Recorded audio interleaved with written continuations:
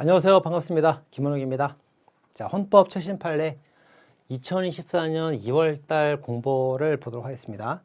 자, 본 자료는 다음 카페 김원욱 교실, 법학교실, 김원욱 클래스에 들어가면 자료가 있어요.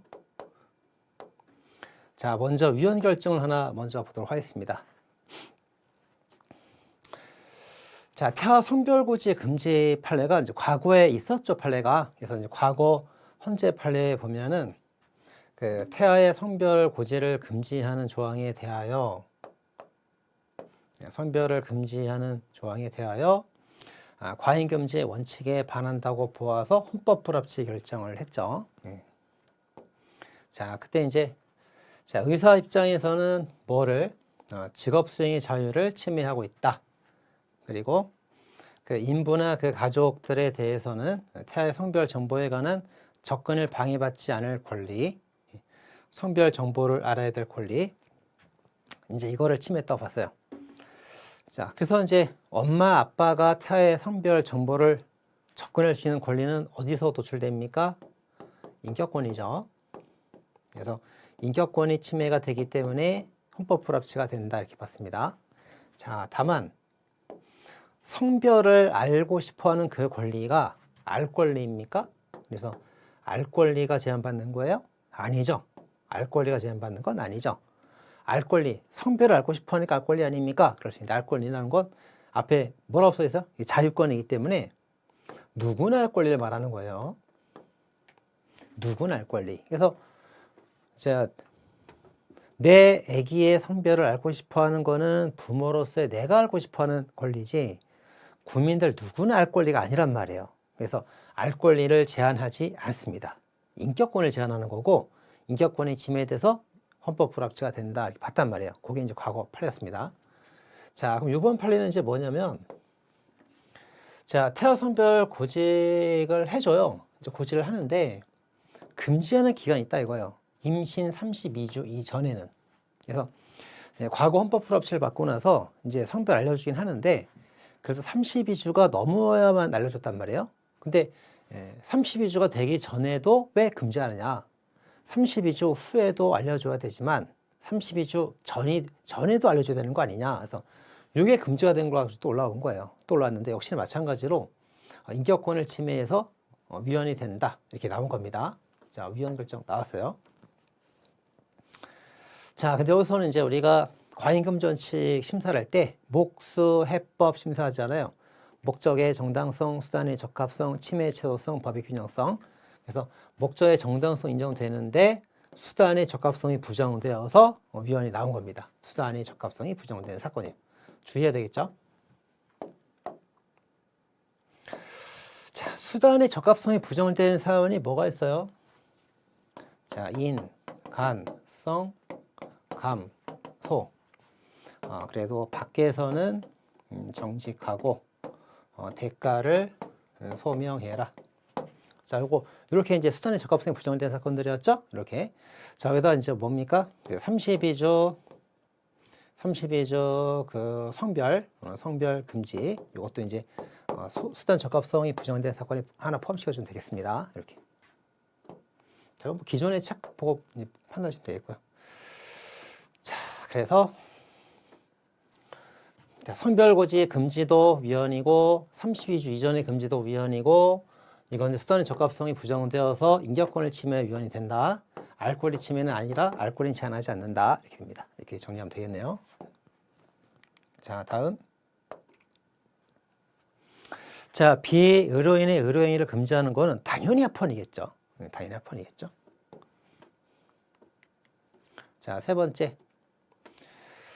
자, 최저임금법에 주 52시간 상한제 조항이 있습니다. 자, 우리가 이제 최저임금법에 따르면 주 5일 근무하잖아요. 그럼 이제 하루에 8시간씩 근무를 하되 월, 화, 수, 목, 금, 토 5일 근무하면은 며칠이에요? 40시간이죠? 40시간. 자, 근데 40시간 근무가 원칙인데 여기다 이제 추가 근무를 하게 되면 야근 수당 받으면서 정상 근무보다 한 1.5배 정도 야근 수당 받으면서 일을 더 할 수 있단 말이에요. 근데 일을 더 하더라도 12시간 정도 야근하고 돈 받는 건 괜찮은데 그거에서는 금지해라 이거예요. 금지. 이게 합헌 나왔습니다. 이게. 아유, 우리 저기 편의점 바빠 죽겠는데요. 근데 이게 52시간 상한제 조항은 상시 5명 이상 근로자를 채용하고 있는 어느 정도 규모가 되는 사업장만 적용되는 거예요. 편의점이나 영세사업처, 4명 이하 영세사업처 같은 경우는 52시간 넘어서 일을 할 수도 있어요. 할 수도 있고 일반적으로 이 정도 규모의 회사에서만 상한제 조항이 적용되는 겁니다. 합헌이에요. 자, 한번 쭉 읽어볼까요? 구체적 권리가 아니라 영리획득의 단순한 기회나 사실상 여건 등은 중요한 의미가 있다 하더라도 재원권 보장 대상이 아니다. 따라서 52시간 그 상한제에 따라서 월급을 더 많이 받고 할 수 있는 권리는 단순한 기회 제한에 불과하므로 재단권을 제한하는 것은 아니다. 재단권 제한 없다. 그러니까 침해 여부를 따지지 않는다는 거죠. 그럼 뭐를 제한합니까? 이제 사업주 입장에서는 계약의 자유와 직업의 자유를 제한하고요. 근로자 입장에서는 계약의 자유를 제한하고 있는 거예요. 제한을 하지만 침해가 아니라서 합헌이다. 이렇게 봤죠? 이렇게 했습니다. 자, 4번 보겠습니다. 자, 사업주로부터 위임을 받아서 고용보험, 산재보험에 관한 보험 사무를 대행할 수 있는 사람을 자, 누구? 단체나 법인 또는 공인 노무사 또는 세무사 이런 사람들은 이제 한정을 하고 있는 거예요. 자, 공인 노무사니까 이제 고용보험이죠. 고용보험, 산업 재해보상보험 이런데. 자, 그러니까 이제 어떤 단체 법인 또는 공인 노무사, 세무사 이런 사람들이 이제 이걸 할 수 있게 돼 있어요. 법에 따르면. 그럼 회계사는 왜 못해? 자, 회계사도 할 수 있어요. 팔라 뭐라 봤냐면 회계사들은 주로 이렇게 회계 법인을 통해서 많이 활동하기 때문에 개인 회계사는 많지 않다. 자, 고인회계사들은 대개 이제 혼자서 일을 하는 경우보다는 전부 다 회계 법인에 등록돼서 일을 거의 다 합니다. 대부분 다 99% 이상. 그래서 법인을 통해서 일을 하기 때문에 1% 미만의 개인 공인회사까지 보장할 필요 없다 이렇게 봤어요. 아시겠죠? 자, 하지만 이제 세무사나 노무사는 꼭 법인에 이렇게 가입이 되어 있는 경우도 있지만 그렇지 않고 개인으로 일을 하는 경우들이 많거든요. 개인으로 일하는 경우가 많기 때문에 단체 법인 외에도 개인 공인중개사, 개인 세무사도 일을 할 수 있게 만들어 놓았단 말이에요. 그래서 어떤 업무의 특수성 때문에 그렇습니다. 그렇죠? 그래서 개인 노무사, 세무사는 대행할 수 있는데 개인 공인회계사는 뺐단 말이에요. 왜? 공인회계사는 주로 회계 법인을 통해서 일을 하니까 여기를 통해서 대행하면 되니까. 그래서 여기 이제 그 직업수행의 자유를 침해하는 것이 아니다 이렇게 봤습니다. 합헌 나왔고요. 자, 5번. 자, 건물을 처음 신축했어요. 처음 신축해서 건물을 이제 취득한 날로부터 이제 5년 이내에 건물을 양도했습니다. 그럼 세금을 물려야 되거든요. 세금. 자, 그러면 이제 우리가 이제 소득세법, 세법에 따르면 실제 거래 가액을 확인할 수 있다면 실제 거래 가액, 실제 매매 사례 가액을 가지고 세금을 물리면 되거든요. 근데 실제 거래 가액을 확인할 수가 없어요. 처음 만든 신축 건물이니까 그 전에 얼마에 팔렸는지 알 수가 없단 말이에요. 새로 만든 건물이다 보니까. 자, 그럴 때 이제 이게 없으면은 두 번째로 감정평가사 감정가액에 따라서 해야 되고요. 감정가액도 막 왔다 갔다 해. 어떤 사람은 얼마, 어떤 사람은 얼마 왔다 갔다 한다고. 자, 그럴 때 이제 맨 마지막 환산가액이라는 걸 가지고 그 액수를 정하게 됩니다. 환산가액은 뭐냐면 이 새로 지은 이 건물이 몇 층이고 평수가 얼마고 그 지하철역에서 얼마 정도 거리에 있고 그런 모든 걸 다 고려해 가지고 근처에 비슷한 건물이 얼마에 팔렸냐 그 근처에 비슷한 건물과 환산해서 가액을 조정하는 방법이에요. 자, 그래서 이제 1번 매매 실제 가액 사례, 2번 감정가액, 그것도 없으면 세 번째 환산가액을 정하다 보니까 아무래도 이 보충적으로 적용된 환산가액이 좀 부정확하단 말이에요. 꼭 정확하진 않단 말이에요. 이게 제일 정확하지, 이게. 그죠? 그 다음 이거. 제일 정확하지 않단 말이에요. 제일 정확하지 않으니까 어느 정도 이제 세금이 누수될 가능성이 있기 때문에 환산계 가액을 정할 때에는 한 5% 가산세를 부과도 하고 있단 말이에요. 자, 그런데 이 세금은 뭐예요? 세금은 입법 재량이 크잖아요. 입법 재량이 크기 때문에 재량 일탈 심사를 많이 하죠. 그래서 아예 입법을 하지 않았거나 현재 일탈이 아닌 경우라면, 일탈이 아니라면 다 합헌 결정 나잖아요. 이거 다 합헌 결정 나온 겁니다. 이렇게. 그래서 세금에 관련된 것들은 거의 다 합헌이다 보시면 돼요. 자, 6번입니다. 자, 임차인이 이제 2년의 임대차 계약을 체결하고 나서 2년의 기간이 끝났어요. 자, 제가 2년간을 더 살고 싶습니다. 라고 계약행위를 요구했습니다. 2년 기간 끝나서 2년 더 살고 싶습니다. 요구하면 집주인 임대인은 정당한 사유가 없으면 거절을 못하고 응해줘야 되는 거예요. 왜? 임대인한테는 좀 불리할 수 있겠죠? 자기 집을 자기 마음대로 못하니까. 하지만 여기 임차인이 세를 들어 사는 사람 서민을 보호하기 위해서 그렇게 하는 거예요. 그래서 이게 임대인의 계약의 자유와 재산권을 제한할지 몰라도 제한하는 거 맞다. 하지만 침해가 되는 건 아니니까 합헌이 된다 이렇게 봤습니다. 자, 그렇죠. 그래서 자, 사회적 연관관계가 큰 것들은, 사회성이 큰 것들은 거기선 경제활동을 규제하는 입법사항에 대해서는 그죠? 심사할 때 완화된 심사 기준을 적용하게 된다. 자, 따라서 완화 심사 기준을 적용하게 되니까 어떻게 돼요? 합헌이 될 가능성이 높아진다. 그거죠? 예, 합헌된 겁니다. 그래서 이제 우리가 이제 재산을 보면은 자, 일반 재산 중에서 그 보호동물, 그 멸종동물, 뭐 반달곰 이런 거 사회성이 더 크잖아요. 자, 그리고 이것보다 또 뭐가 더 크지? 토지. 예, 토지가 일반 부동산보다도 더 사회성이 더 크고요. 농지가 사회성이 제일 크죠, 이렇게. 그죠? 그럼 재산, 동물, 토지, 농지 쪽 가면 갈수록 뭡니까? 사회 연관성이 커지잖아요. 예, 커지니까 입법 재량권이 더 커지죠. 입법 재량권이 커지니까 완화 심사를 하게 되잖아요. 따라서 합헌이 될 가능성이 높아지는 거죠. 이렇게 됩니다. 그래서 마찬가지로 임차인과 임대인이 있으면 이 임차인 서민을 보호하는 거란 말이에요. 서민을. 그래서 이것도 이 서민을 보호하는 거기 때문에 임차인 보호의 문제가 농지 보호, 토지 보호, 임차인 보호처럼 사회 연관성이 큰 문제가 되기 때문에 완화 심사한단 말이에요. 그렇죠. 완화 심사.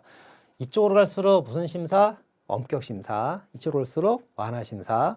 완화 심사하니까 합헌 결정 나오죠. 재량이 있단 말이에요. 재량이 크단 말이에요. 그래서 자, 그렇습니다. 자, 같이 정리하면 되겠고요. 자, 7번입니다. 자, 과거에 이제 정부가 그 단기 임대주택을 공급을 많이 했어요. 그래서 그 정부가 이제 임대사업자한테 집을 지어서 임대해주는 사업자한테 과도한 막 세금 혜택을 막 주면서 임대 아파트를 막 줘가지고 공급하게 했어요. 그죠? 정부의 어떤 그 실적을 위해서. 그러니까 너무 혜택을 너무 많이 줬단 말이죠. 그래서 이제 그만하자.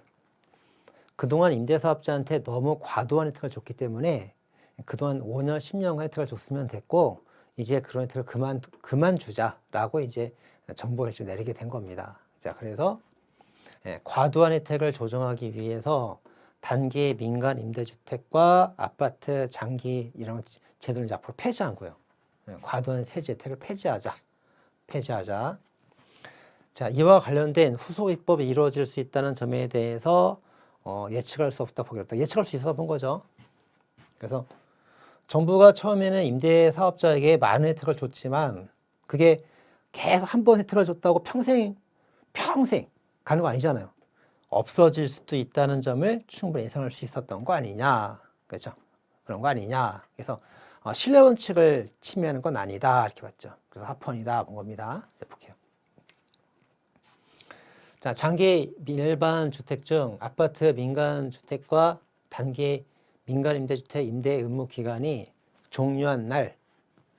자, 종료가 됐으면 이제 다시 그 혜택을 계속하는 게 아니고 폐지했다고 그랬죠. 등록을 말소시키고 더 이상 혜택을 주지 않기로 했단 말이에요. 자, 이제 그동안 주던 혜택을 끊어버렸단 말이에요. 자, 신뢰보호 원칙에 위반되어 직업의 자유를 침해하는 것이 아니다.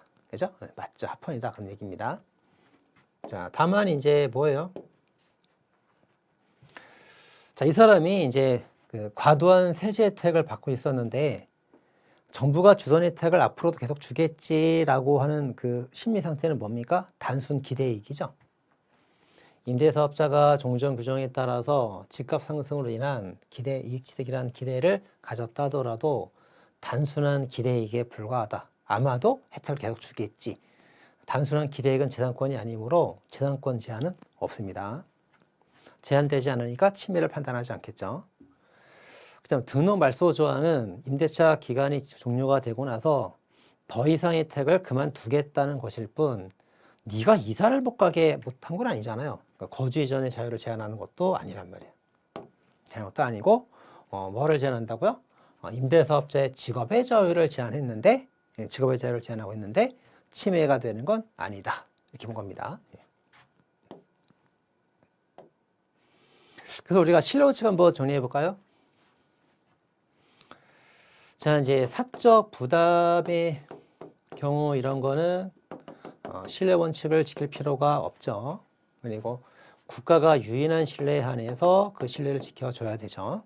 약속한 신뢰는 지켜줘야 됩니다. 하지만 약속을 한 경우에도 신뢰 원칙을 적용하지 않을 수 있는 경우가 있어요. 언제입니까? 그게 이제 변경 대리라는 것을 충분히 예측할 수 있었던 경우. 그런 경우라면은 약속된 신뢰를 지키지 않아도 괜찮단 말이에요. 그런 게 뭐가 있습니까? 어떤 보수, 정년, 세금 이런 거죠. 군대 가는 나이, 월급, 뭐 세금 이런 거는 언제든 변할 수 있을 거라는 걸 알 수 있기 때문에 약속된 그 신뢰를 깨트려도 괜찮다고 본단 말이에요. 세금 이렇게 세금. 그렇죠? 그래서 여기 자포 나왔단 말이에요. 자, 그렇게 정리하면 되겠습니다. 자, 8번입니다.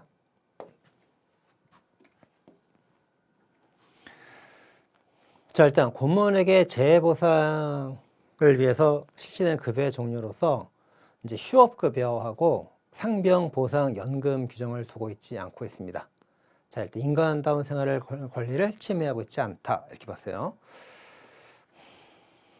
자, 일단 여기 상병보상연금이 뭔지 봐야겠죠? 휴업급여가 뭔지 봐야겠죠? 자, 맨 아래 보세요. 자, 요양급여를 받는 근로자가 다쳐서 병원 가서 치료받고 있단 말이에요.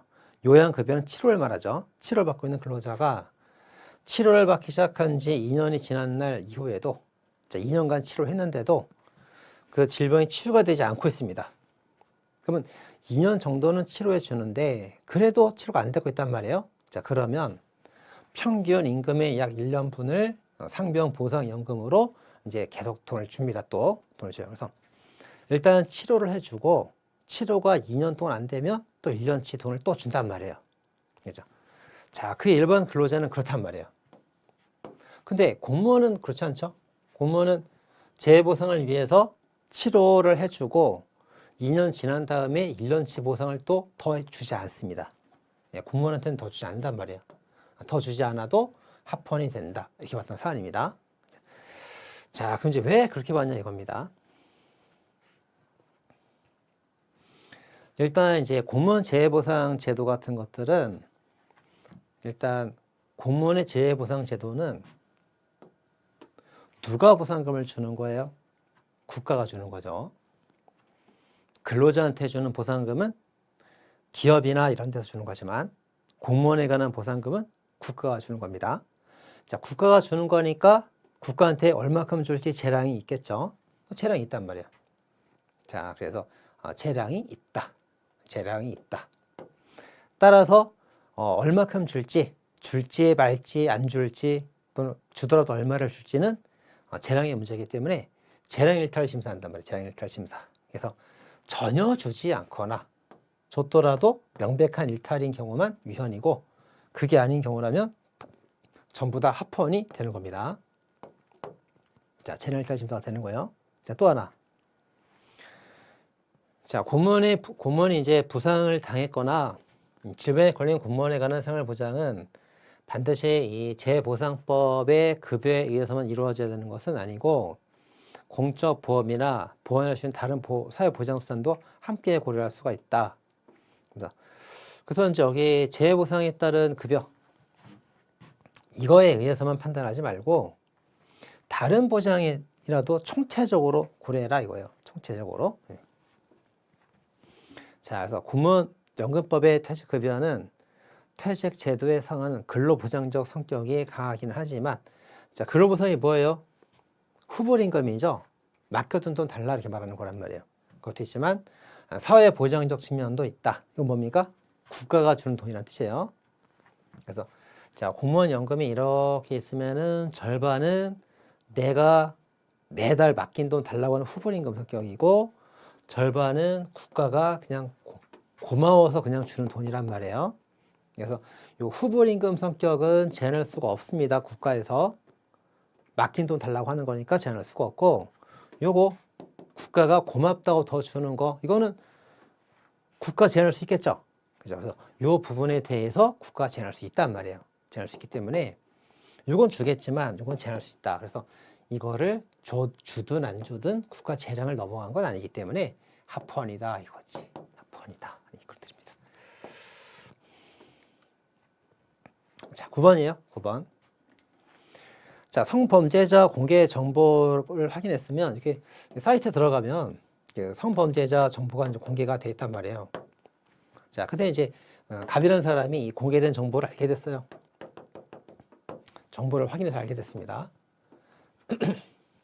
자, 그 알게 된 정보를 활용해서 정보통신망을 위해서 또 공개를 한 거예요. 이거를 자기 이제 유튜브라던가 뭐 기타 이제 SNS 전산망에다가 막 퍼뜨리면서 욕을 한 거예요. 그죠? 자, 이건 이제 못하게 금지해 놓고 있는 겁니다. 왜냐하면 여기 관심 있는 사람들은 여기 홈페이지 들어가면 누구든지 가서 접근해서 볼 수가 있는 건데, 들어가서 보면 되는 거지 공개가 돼 있는 걸 알았다고 그래갖고 그걸 또 막 퍼뜨리고 막 퍼나를 필요까지는 없단 말이에요. 그래서 들어가서 볼 수는 있지만 퍼나르기는 할 수 없단 말이에요. 자, 그렇게 이제 잡아놨습니다. 자, 왜 그런가 볼까요? 자, 성범죄자 공개 정보는 전용 웹사이트에 가면 누구나 볼 수 있다. 누구나 실명 인증 절차가 있으면 누구나 볼 수 있다. 볼 수 있다. 그거를 광범위하게 퍼나르기까지 할 필요는 없는 거 아니냐? 너무 지나치게 필요 이상으로. 그래서 그걸 제한하기 위해서 금지하고 있는 거다. 이게 합헌입니다. 됐죠? 자, 10번입니다. 자, 장애보상금 지급 대상을 이제 현직 군인으로 한정을 했기 때문에 군복무 중 질병 또는 부상으로 퇴직한 이후 장애가 확정된 사람들, 퇴직한 이후에 장애가 이제 확정된 사람들은 그 지급 대상에서 제외가 되고 있어요. 아니, 군인으로 장애 입은 사람이나 군복무 중에 부상을 입고 나서 퇴직한 다음에 장애가 확정된 사람이나 다 돈을 줘야 될 것 같단 말이에요. 그죠? 근데 얘는 안 준대. 근데 또 이게 합헌이래. 자, 이제 왜 그런가 보겠습니다. 그래서 여기 이제 이 장애보상금하고 상위연금하고를 이제 잘 봐야 돼요. 장애보상금, 상위연금.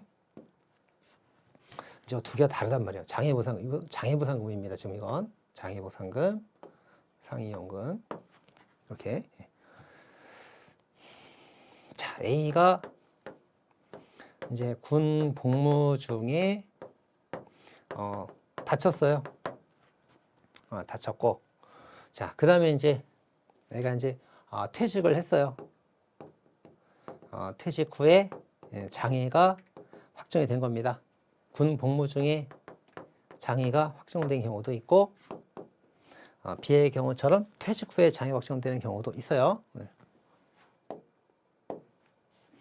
자, A는 군 복무 중에 다쳐서 장애가 확정이 되었고, B라는 사람은 군 복무 중에 이제 어떤 뭔가 일이 있었겠지. 그 퇴직 후에 장애 확정이 되었다 이겁니다. 그럼 전부 다 이제 군 복무 중에 있었던 사건으로 장애가 확정된 사건이니까 A든 B든 둘 다 돈을 주는 게 맞겠죠. 그래서 이 상위연금은 다 줘요. 이 사람도 상위연금 주고요. 얘도 상위연금 줍니다. 상위연금 다 주는 거예요. 자, 근데 지금 여기서 묻는 거는 이걸 묻는 게 아니고 뭐를 묻는 거라고? 장애보상을 묻는 거. 장애보상금. 이 장애보상금은 뭐냐면, 야, 네가 군복무 중에 장애를 당했구나.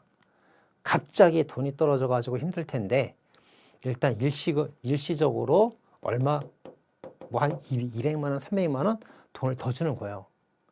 그러니까 상위 연금에 더해서 더 주는 거라고, 더 주는 거라고. 아시겠죠? 덧붙여 주는 겁니다. 자, 따라서 이제 군인일 때 뭔가 그 장애가 발생하면은 갑자기 돈이 떨어져서 돈 쓸 일이 있으니까 이걸 주는데, 퇴직하고 나서 그 장애 걱정된 사람은 이거만 주면 된다 이거예요. 이것까지 더 줄 필요까지는 없다 이거지. 이렇게 안 줘도 된다 이거지. 아시겠죠? 네. 자, 보겠습니다. 자, 장애보상금이라는 거는 상위연금에 비해서 근로재해에 대한 근로재해보상의 성격이 약하고, 재해를 당해서 주는 게 아니고, 다투어 주는 게 아니고 일시금으로 준대. 한꺼번에 다 준대. 그래서 당장의 생활안정을 위한 금전이다. 당장 병원 가고 왔다 갔다 할 때 쓰라고 2, 300을 일단 주는 거다. 그래서 상위연금도 주고 플러스 알파로 또 주는 거다. 또 주는 거다 이거예요. 성격이 더 강하다. 그래서 군인이 공무상, 직무상, 질병, 퇴직하는 경우 이런 재해에 따른 보상, 사회보장 기본적 급여는 상위연금이 있다. 그래서 퇴직하고 나서 이거 받으면 된단 말이에요. 이거 받으면 되기 때문에 장애보상금은 공무상인 것이 묻지 않고 추가로 지급되는 급여라고 볼 수 있으므로 장애보상금 지급대를 어떻게 정할 것인지에 대해서는 입법 재량이 크다. 그래서 안 줘도 된다. 이거죠. 이렇게. 그래서 자, 상위연금을 물었으면은 이제 다 줘야 되는 거예요. 이 사람이나 다 줘야 되는 거라고. 근데 이거는 장애보상금을 묻고 있기 때문에, 그죠? 군인일 때만 잠깐 플러스로 더 주는 거예요. 더 주는 거고, 퇴직하면 안 줘도 된다 이거예요. 아시겠죠? 네. 자, 합헌입니다, 이거. 자, 그다음 11번입니다. 자, 폐업지원금 지급 기준을 대통령 위헌하고 있다. 그래서 포괄인 금전책은 우리가 이제 배웠던 몇 개, 위헌인 거 몇 개 빼고 한 10개쯤 되죠? 그 빼고 다 합헌입니다. 합헌이다 이렇게 보면 됩니다. 포괄인 금지는 다 합헌이다 하고 보시면 되고요. 자, 12번. 자, 조합장 선거에서 후보자 아닌 사람의 선거운동을 금지하고 있다.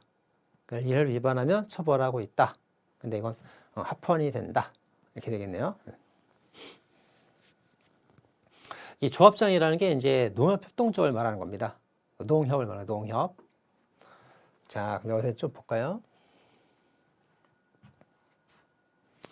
자, 헌법 21조가 뭐예요? 표현의 자유죠? 21조 표현의 자유죠? 자, 표현의 자유 안에 뭐가 있습니까? 표현의 자유 안에 뭐가 있어요? 언론, 출판, 집회, 결사, 뭐 이런 자유들 있잖아요. 그죠? 자, 그 중에서 이제 결사의 자유도 표현의 자유에 들어갑니다. 그죠? 그래서 21조 표현의 자유 속에 들어간 결사의 자유에는 이제 단체 활동 자유도 포함이 된단 말이에요. 활동의 자유도 포함됩니다. 그래서 단체를 조직하는 자유뿐만 아니라 활동의 자유도 포함이 됩니다. 근데 이 활동은 단체 외부에서의 활동도 포함이 되지만 단체 내부적 활동도 포함이 된단 말이에요. 내부적 활동. 그럼 여기서 이제 이 조합장 선거에서의 선거운동은 뭐예요? 조합장 선거에서 후보자 아닌 사람의 선거운동은 뭡니까? 조합 내부에서 하는 선거운동이잖아요. 그리고 내부 선거운동이라서 단체, 결사의 자유 중에서 단체 내부 활동의 자유로 보장을 받는 거예요. 그죠? 그래서 이게 이제 자유에 포함이 되니까 이 자유가 지금 제한을 받고 있다 그 말이에요. 지금 이 법에 따라서 제한을 받고 있다. 자, 그다음. 그럼 이 사건에서 이제 농협도 이제 결사자의 주체가 될 수 있느냐 이겁니다. 될 수 있죠.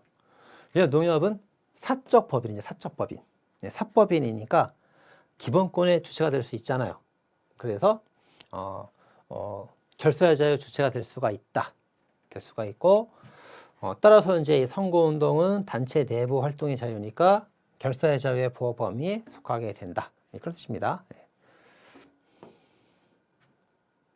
됐죠? 그래서 이제 이 사적 단체는 결사의 자유로 보호를 받고 순수한 공적 단체는 결사의 자유 주체가 될 수가 없잖아요. 근데 농협협동조합은 사적 단체이므로 결사의 자유 주체가 되고 그중에 선거운동은 단체 내부 활동의 자유로서 보호를 받는다. 그래서 그걸 못하게 해도 여기 결사의 자유와 표현의 자유를 제한하되 침해하는 게 아니라 합헌이 된다. 이걸 뜻이었습니다. 자, 13번입니다. 자, 대통령령으로 뭐 분리과세, 비과세 정하는 것 합헌입니다. 퍼링 금전시 위반되지 않습니다. 합헌이고요. 자, 이거 굉장히 중요하죠. 이제 경찰 시험에 나올 수 있단 말이에요. 경사. 자, 경찰 공무원 중 경사. 자, 순경, 경장, 경사, 경위 쭉 가잖아요. 경사. 네, 경사도 공직자 재산 등록 의무자로 정해져 있습니다. 합헌 나왔습니다. 이건 이제 나올 가능성이 굉장히 커요. 우리 경찰 쪽 일이기 때문에. 자, 그래서 국가가 사유재산에 관한 정보를 등록하게 하는 것은 뭐를 제한한다고요? 사생활의 비밀과 자유를 제한하고 있다. 그리고 사생활의 비밀과 자유를 제한하고 있는 이상 일반적 행동자유권은 보충적 기본권이죠. 행복주권에서는 보충적 기본권은 따로 판단하지 아니한다. 됩니다. 됐어요? 이제 합헌 나왔습니다. 꼭 정리 잘 해주시고. 자, 15번입니다. 자, 선거범죄로 당선 무효된 사람은 그 반환받은 기탁금과 보전받은 선거비용을 반환하도록 되어 있는 공직선거법에 따르면 제한권을 침해하지 아니한다. 이렇게 나왔죠. 네. 자, 그래서 이제 A가 국가에다가 이제 기탁금을 냈어요. 이 사람이 이제 당선이 된 거예요. 네, 당선되면 이제 그동안 썼던 선거 비용이 있겠죠. 선거 비용이 있으면은 이제 국가에서 얘가 맡겼던 기탁금을 돌려줘요. 반환 돌려주고요. 그 다음 선거 비용 쓰고 이제 영수증 제출하면은 그걸 또 다 쓴 걸 다 보전해 줍니다. 돈을 다 준단 말이에요. 자, 근데 얘가 나중에 알고 봤더니 그 범죄를 저질러서 이 당선이 무효가 된 겁니다.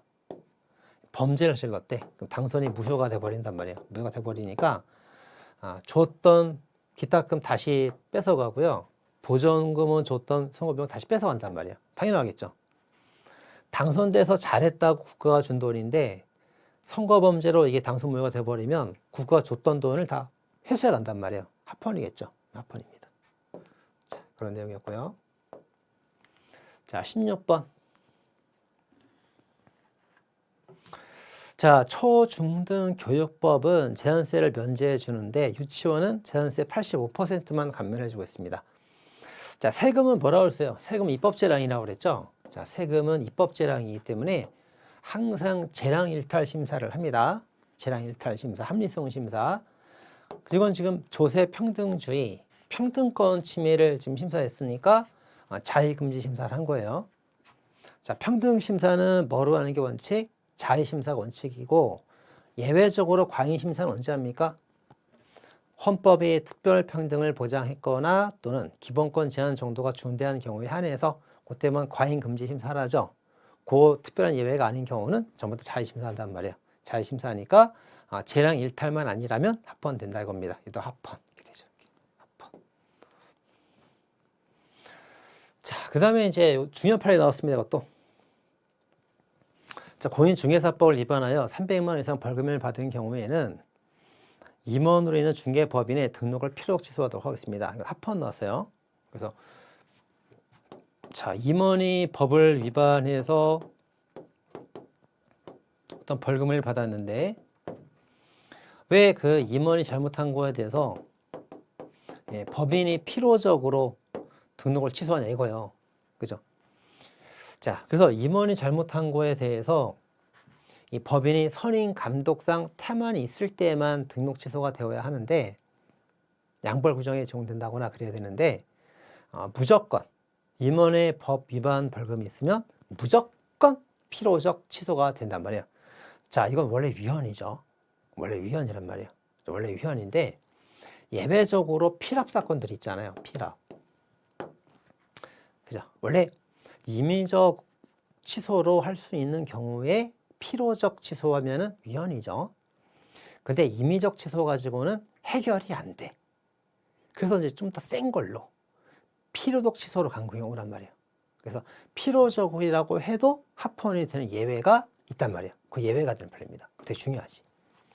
자, 그럼 예외가 되는 판례가 뭐가 있어요? 주택건설 농진사가 있죠?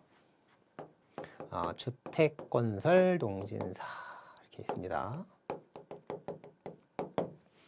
자, 주류 음주운전하고 주류 동업, 택시 운전자 성범죄, 그다음에 이제 건설업, 건설업 중에서 이제 예외가 되는 두 개가 또 있긴 한데 건설업, 그다음에 농수산물, 그다음에 허위 진단서 사기죄 된 사람, 그리고 각종 자격증사, 각종 자격증. 그래서 뭐 회계사가 회계사법 위반, 법무사가 법무사법 위반, 이것처럼 공인중개사가 중개사법 위반, 444 이렇게, 그죠? 이런 경우도 있단 말이에요. 이게 필요적 취소라고 해도 합헌되는 필합 사건들입니다. 꼭 정리하시고요. 그거 중에 하나예요. 자, 이렇게 해서 이제 2월달 공보 판례를 다 봤습니다. 자, 수고하셨습니다.